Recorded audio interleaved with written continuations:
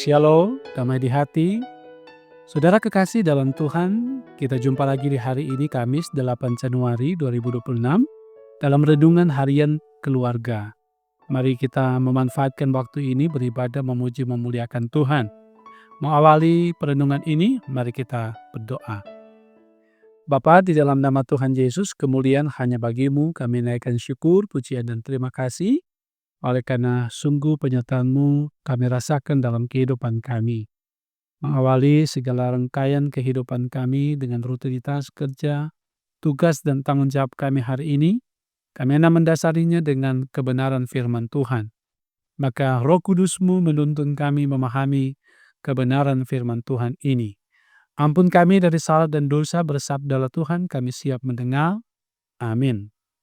Saudara kekasih dalam Tuhan, hari ini kita membaca bagian firman dari kitab Efesus pasalnya yang kelima, ayatnya yang ke-11 hingga ayatnya yang ke-14, firman Tuhan demikian.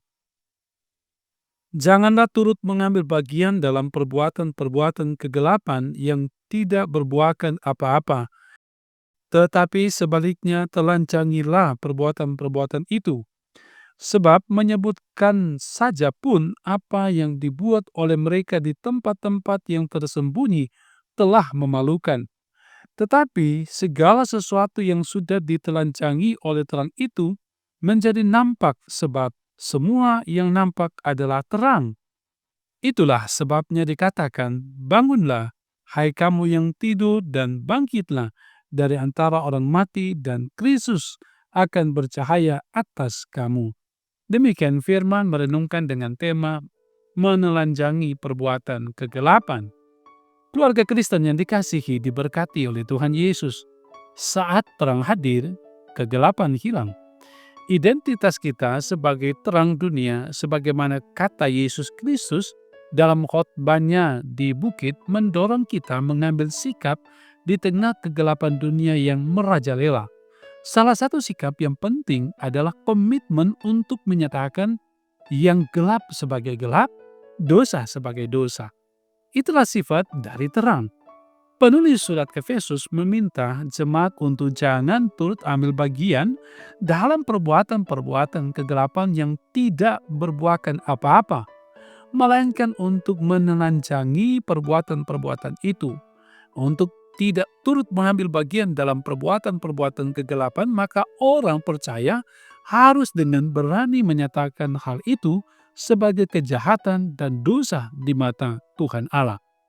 Nah, saat Yusuf digoda oleh istri Potifar, Yusuf mengatakan perzinahan sebagai kejahatan besar di hadapan Tuhan Allah, dan dengan demikian menelanjangi perbuatan kegelapan itu. Kata menelanjangi yang dipakai penulis pada ayat ini berarti menyatakan apa yang jahat sebagai yang jahat. Mereka yang dengan berani menyatakan dosa sebagai dosa pada dasarnya menghidupi sifat terang itu sendiri, yakni membuka dan menyatakan apa yang ada dalam kegelapan. Untuk menegaskan hal ini, penulis surat Efesus mengutip Yesaya 26 ayat 19 dan 60 ayat 1 yang kemudian dibahasakan secara kristosentris. Bangunlah hai kamu yang tidur, dan bangkitlah dari antara orang mati, dan Kristus akan bercahaya atas kamu. Orang percaya yang menghidupi identitasnya di dalam Yesus Kristus mengalami bahwa ia percaya di dalam dan melalui dirinya. Keluarga Kristen yang dikasihi dan diberkati Tuhan Yesus. Sebagai keluarga Kristen, kita perlu menjalankan pola pengajaran yang dengan tegas membedakan apa yang baik dan yang jahat, apa yang jahat dan yang berdosa. Kompromi pada hal-hal yang kita anggap sebagai dosa kecil pada akhirnya akan membuat kita masuk dan mengambil bagian dalam perbuatan kegelapan yang semakin besar. Komitmen untuk hidup dalam terang begitu diperlukan hari-hari ini, mengingat generasi selanjutnya yang membutuhkan keteladanan Yesus Kristus yang nyata dalam hidup kita. Semoga Tuhan terus menyertai memberkati kita dalam perjalanan hidup ini untuk hidup di dalam terang kasih Tuhan. Amin. Mari berdoa. Bapa, dalam nama Tuhan Yesus, terpujilah Engkau.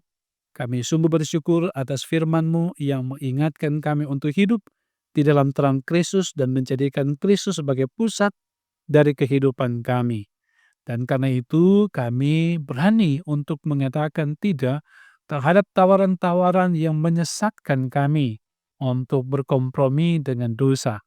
Tetapi sebagai anak-anak Allah, anak-anak terang, kami berani menolak dan mau hidup terus hanya di dalam terang Kristus. Karena itu Tuhan tuntun dan sertai perjalanan kehidupan kami hari lepas hari.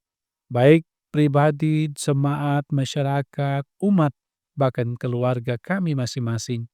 Kiranya terus ada dalam tuntunan dan penyertaan Tuhan.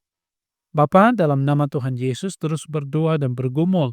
Kiranya Engkau terus memberkati kami kehidupan keluarga, kehidupan suami istri selalu ada cinta kasih, keharmonisan, anak dan orang tua selalu hidup berdampingan, penuh kasih, saling menghormati, menghargai satu dengan yang lain, bahkan memberi teladan yang baik sebagai orang tua kepada anak-anak.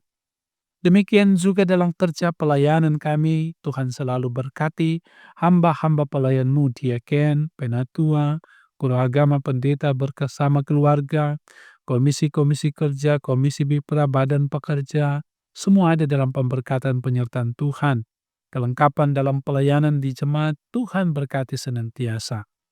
Oleh karena itu juga memohon Tuhan menyertai semua jemaat dari kolom 1 hingga 27, anak-anak, remaja, pemuda, orang tua, bahkan lansia ada dalam pemberkatan dan penyertaan Tuhan. Bahkan siapapun mereka yang tekun, setia mengikuti renungan ini dimanapun mereka, terus ada dalam pemberkatan dan penyertaan Tuhan. Dimampukan dalam menjalani hidup, kalaupun kami semua ada dalam tantangan, ujian, entahkah kami sakit, entahkah kami dalam kebimbangan, atau apapun yang membuat kami bergumul, Tuhan kuatkan iman kami.